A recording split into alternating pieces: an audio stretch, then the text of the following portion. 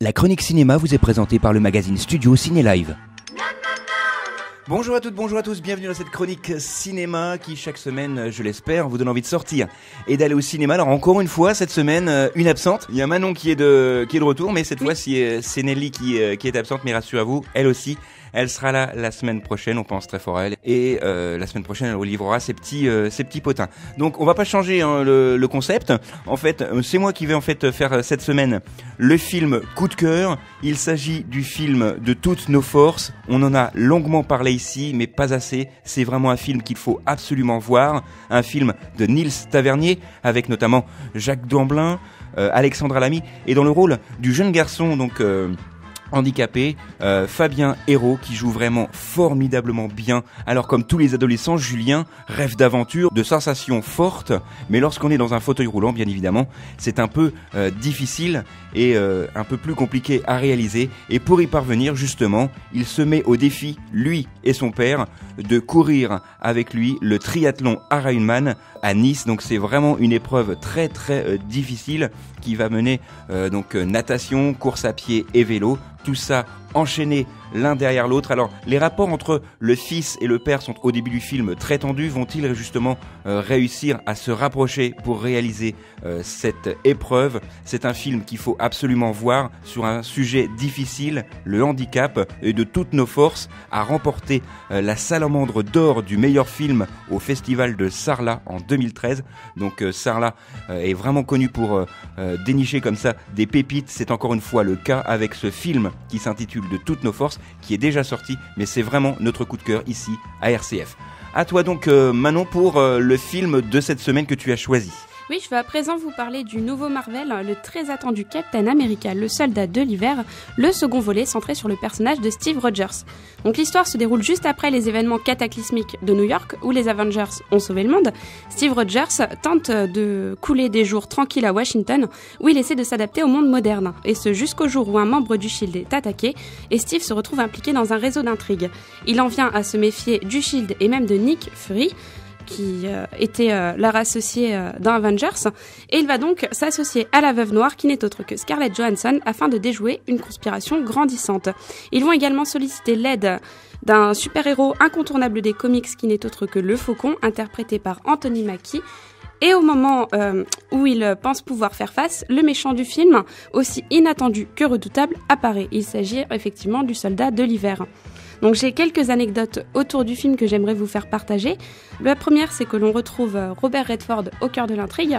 La seconde, c'est que Christopher Marcus, le co-scénariste du film, avait tout d'abord songé à un autre antagoniste que le soldat de l'hiver. Il pensait notamment à MODOK, un autre super-vilain de l'univers Marvel, le scientifique à l'origine du cube cosmique, dont on a évidemment entendu parler dans les précédents films. Mais finalement, c'est le retour de Bucky Barnes qui a été privilégié, comme on le sait, et pour en savoir plus sur ce nouveau méchant, je vous donne rendez-vous dans les salles dès demain. Enfin, je vous conseille de ne pas quitter vos sièges avant la fin du générique, car comme dans les précédents Marvel, une surprise à la toute fin du film peut nous attendre, avec peut-être à la clé, je dis bien peut-être, un caméo, donc qui n'est autre qu'une apparition fugace d'une personne célèbre, dans ce cas peut-être un autre héros Marvel. Ouais, effectivement, et c'est vraiment la patte Marvel, il faut vraiment rester jusqu'au bout. Ça nous donne une indication en général sur le prochain film. Alors ça, c'est à réserver bien sûr à tous les fans de Marvel. Et à propos de Marvel, sachez qu'il y a une exposition en ce moment à Paris, sur tout cet univers et tous ces univers à voir actuellement bien sûr à Paris, et plus de renseignements dans vos points de vente habituels. En ce qui me concerne, j'ai choisi donc deux films pour vous. Le premier s'intitule Aimer, boire et chanter. Le dernier film, et ça sera vraiment le dernier malheureusement, d'Alain Resnais.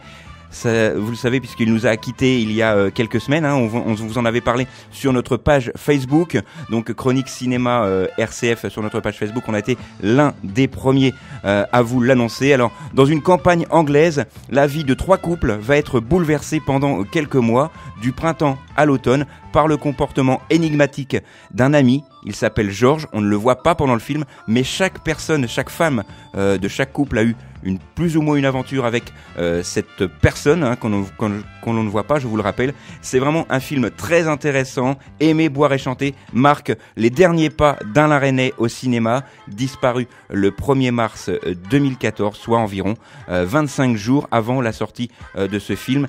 Et donc à noter qu'il y a également dans ce film Sandrine Kiberlin, que l'on retrouve à l'écran après son prix d'interprétation féminine pour le film d'Albert Dupontel, 9 mois ferme, qui je vous le rappelle vient de sortir en DVD. Donc Aimer, boire et chanter, un film à voir absolument bien sûr avec la troupe Sabine Azéma, Hippolyte Girardot, etc. etc. Autre sortie cette semaine, toujours un film français, Les Gazelles. Alors ça, c'est un film qui va nous raconter l'histoire d'un couple qui est trentenaire, qui sont ensemble depuis le lycée. Ils signent l'achat de leur première maison. Mais là, Marie est prise soudain d'une angoisse et d'un doute. Sa rencontre avec un beau brun ténébreux va précipiter sa décision. Elle va donc quitter son copain Eric pour plonger dans le grand bain, mais surtout elle va se manger le fond de la piscine. Vous allez le voir, c'est très très drôle. Ça s'intitule Les Gazelles, avec notamment Anne Brochet et l'excellente Audrey Fleurot, qui a été notamment révélée par la série Engrenage, mais plus récemment dans le film Intouchable. Alors, je crois que tu as une avant-première à nous parler. Il s'agit d'un film français très très attendu. Oui, il s'agit du film Salaud on t'aime de Claude Lelouch avec dans le rôle titre Johnny Hallyday, également Eddie Mitchell et Sandrine Bonner. Donc l'histoire est celle d'un photographe de guerre et père absent qui a passé plus de temps à s'occuper de son appareil photo que de ses 4 filles. Il coule à présent des jours heureux dans les Alpes avec sa nouvelle compagne, mais c'est sans compter sur son meilleur ami qui va tenter de le réconcilier avec sa famille en leur racontant un gros mensonge. La sortie officielle est prévue le 2 avril, mais l'avant-première se déroulera au Gaumont Parc Millésime le jeudi 27 mars. Voilà, donc un film à voir absolument. C'est la première fois que nous verrons à l'écran Eddie Mitchell et Johnny Hallyday sous la direction de Claude Lelouch. Ils seront bientôt peut-être aussi sur scène avec Jacques Dutronc dans une petite mini-tournée comme ça. Donc ça, on attend des nouvelles très prochainement et c'est pour normalement la fin de l'année. Donc restez à l'écoute, on vous en parlera bien sûr. Très rapidement et pour conclure, eh bien les sorties, les entrées plutôt de la semaine avec Super Chondriac et sa 3e semaine avec un total et un cumul de plus de 4 millions d'entrées, avec quand même moins 26%. Et ça, c'est à mon avis à cause de la sortie de Fiston, qui pour sa première semaine fait plus de 921 000 entrées. Donc c'est un très très beau début pour ce film que nous vous conseillons également. Et pour la première semaine, près de 700 000 entrées pour le film Monuments Men. Voilà, c'est tout pour cette semaine. Donc on se retrouve la semaine prochaine. Bien sûr. Hein, on sera l'équipe au complet, puis on pourra faire le au revoir Stéphane que j'aime beaucoup. Stéphane. Voilà. Allez, à la semaine prochaine. D'ici là, sortez, allez au ciné et n'oubliez pas, tant que vous êtes au ciné, au moins, vous n'êtes pas devant la télé. La chronique cinéma vous a été présentée par le magazine Studio.